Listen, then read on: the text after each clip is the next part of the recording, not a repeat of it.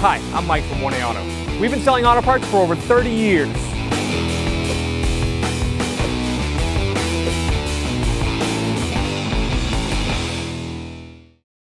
Hi everyone, Sue here at 1A Auto, and today we're going to show you how to change the license plate bulbs on an 03 Tundra. You need any parts for your vehicle? Click on the link below and head on over to 1aauto.com. Phillips screwdriver removes the plate light assembly. Take that screw right out, place it aside, then you just grab onto the assembly and pull forward.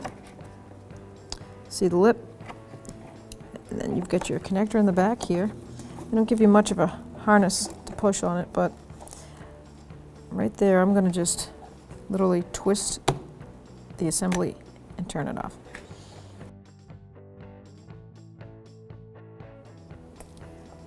So to reinstall it, you take your lamp assembly, you line up the notches, seat it, and turn. Lock it in. Reverse procedure. Bring that tab down. Seat it.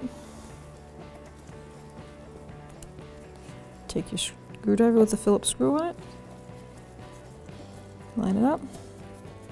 Lock it down. Thanks for watching.